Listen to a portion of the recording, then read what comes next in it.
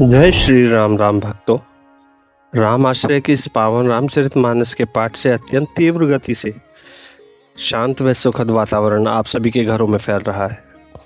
आप जैसा सोचोगे वैसा वातावरण होने लगेगा, और इस वातावरण में जिसमें राम हो, बस कृपा करके आप दूसरों के विषय में और अपने विषय में भी पॉजिटिव ही बोलें, सकारात्मक बोलें। निरंतर सृष्टि आपके हम और हमारे वचन सुन रही है और आपको वैसे ही फल देना शुरू कर देगी। यदि आपकी कोई इच्छा पूरी हो जाए, राम जी को धन्यवाद अवश्य कहना और अपनी बात को कमेंट के माध्यम से हमें अवश्य बताइए। जय श्री राम। कल आपने सुना, चिदानंद सुखदाम शिव विगत मोह मद काम, विचरहि मही धरी हृदय धरी, सकल लोक अभिराम। जय सिया राम। आज मैं शुरू कर रहा हूँ। जय सिया राम। कतहु मुनिन उपदेश ही ज्ञाना, कतहु राम गुण करहि बखाना। जदपि अकाम तदपि भगवाना, भगत बिरह दुख दुखित सुजाना। वे कहीं मुनियों ज्ञान का उपदेश करते हैं और कहीं श्री राम जी के गुणों का वर्णन करते हैं। यद्यपि सुजान शिव जी निष्काम हैं, तो भी वे भगवान अपने भक्त यानी सती के वियोग में दुख से दुखी हैं। एहि विधि गयो काल बहु बीती, नित न होई राम पद प्रीति। नेमु प्रेम शंकर कर देखा, अविचल भगत हृदय भक्ति के रेखा। इस प्रकार बहुत समय बीत गया। श्री रामचंद्र जी के चरणों में नई नई प्रीति हो रही है। शिव जी के कठोर नियम, अनन्य प्रेम और उनके हृदय में भक्ति को अटल टेक को जब श्री रामचंद्र जी ने देखा। प्रगटे राम कृतज्ञ कृपाला, रूपशील निधि तेज विशाला। बहु प्रकार शंकर ही सराहा, तुम बिनु अस व्रतु को निर्वाहा।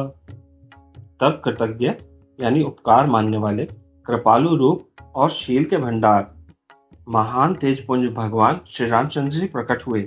उन्होंने बहुत तरह से शिव जी की सराहना की और कहा कि अपने बिना ऐसा कठिन व्रत कौन निभा सकता है। बहुविधि राम शिव ही समुझावा, पार्वती कर जन्म सुनावा।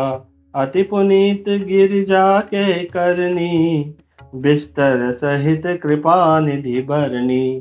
श्री रामचंद्र जी ने बहुत प्रकार से शिव जी को समझाया और पार्वती जी के जन्म की कथा सुनाई। कृपा निधान श्री राम जी विस्तार पूर्वक पार्वती जी की अत्यंत पवित्र करनी वर्णन किया। अब विनती मम सुनहु शिव, जो मोह पर निज नेहु।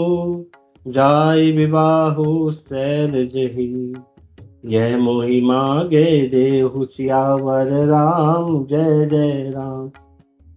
मेरे प्रभु राम जय जय राम। मंगल भवन अमंगल हारी, प्रभु सुदशरथ अजिर बिहारी। सिया राम जय राम जय जय राम, सिया राम जय राम जय जय राम। हे शिव जी, यदि आप मुझ पर स्नेह हैं तो अब आप मेरी विनती सुनिए, मुझे ये मांगे दीजिए कि आप जाकर पार्वती जी से विवाह कर लीजिए। यह शिव यद्यपि उचित रस नाही, नाथ बचन पुनि मेट न जाही। सिर धरि आयस कर तुम्हारा, परम धर्म यह नाथ हमारा। शिव जी ने कहा, यद्यपि ऐसा उचित नहीं है, परंतु स्वामी की बात मेटी भी नहीं जा सकती।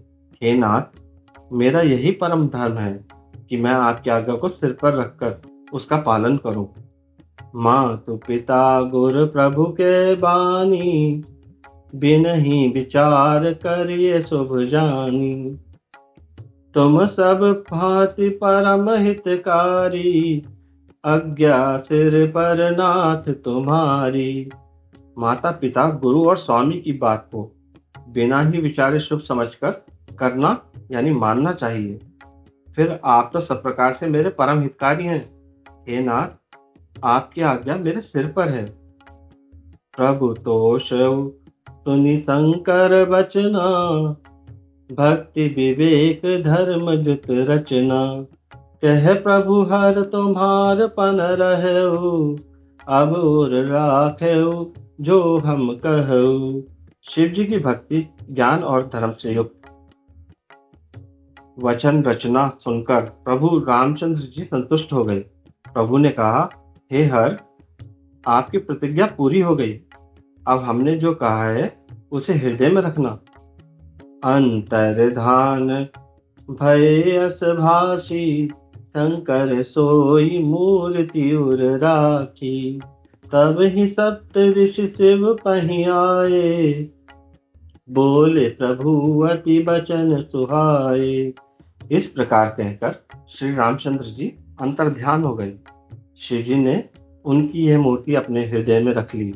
उसी समय सप्तऋषि शिव जी के पास आए। प्रभु महादेव जी ने उनसे अत्यंत सुहावने वचन में कहे, पार्वती पही जाई तुम प्रेम परीक्षा लेहु। गिरहि प्रेरी पठयऊ भवन, दूरी करहु संदेहु। सियावर राम जय जय राम, मेरे प्रभु राम जय जय राम। शिव जी ने सप्तऋषियों से कहा, आप लोग पार्वती जी के पास जाकर उनकी प्रेम की परीक्षा लीजिए और हिमाचल को यह कहकर कि शंकर जी ने बुलाया है, पार्वती के घर भिजवाइए, उनका ये संदेह दूर कीजिए। ऋषि गौरी देखी तह कैसी, मूर्ति मंत तपस्या जैसी। बोले मुनि सुन शैल कुमारी, करहु कवन कारण तप भारी। ऋषियों ने वहां जाकर पार्वती जी को कैसी देखा, मानो मूर्तिमान तपस्या की हो। मुनि बोले, हे शैल कुमारी, सुनो, तुम किस लिए इतना कठोर तप कर रही हो। कही अवराधहु का तुम चहु, हम सन सत्य मर्मु किन कहु। कहत बचन मनु अति सकुचाई, हंसी हऊ सुनी हमरी जड़ताई। तुम किसकी आराधना करती हो और क्या चाहती हो, हमसे अपना सच्चा भेद क्यों नहीं कहती। पार्वती जी ने कहा, बात कहते मन बहुत सकुचाता है, आप लोग मेरी मूर्खता सुनकर हंसेंगे। मनु हट परा न सुनई सिखावा, चहत बारी पर भीति उठावा। नारद कहा सत्य सोई जाना, बिनु पंखन हम चहीं उड़ाना। मन ने हट पकड़ लिया है, वह उपदेश नहीं सुनता और जल पर दीवार उठाना चाहता है। नारद जी ने जो कह दिया है उसे सत्य जानकर मैं बिना ही पंख के उड़ना चाहती हूँ। देखहु मुनि अविवेक हमारा, चही सदा शिव ही भरतारा। सुनत बचन बिहसे ऋषे, गिरि संभव तब देह। नारद कर उपदेश सुनी, कहो बसो किछु गेह। सियावर राम जय जय राम, मेरे प्रभु राम जय जय राम। मंगल भवन अमंगल हारी, द्रवहु सुदशरथ अजिर बिहारी। सिया राम जय राम जय जय राम, सिया राम जय जय राम। दक्ष सुतन उपदेश नहीं जाई, तिन फिर भवनु न देखाई। चित्रकेतु कर घरु घर उन घाला, कनक सिपु कर पुनि असहाला। नारद सिख जय सुनहि नर नारी, अवसि होहि तजि भवनु भिखारी। मन कपटी तन सज्जन चीना, आप सरिस सब ही चहकीना। जो स्त्री पुरुष नारद की सीख सुनते हैं वे घर बार छोड़कर अवश्य ही भिखारी हो जाते हैं। उनका मन तो कपटी है शरीर पर सज्जनों का चिन्ह है। वे सभी अपने को समान बनाना चाहते हैं।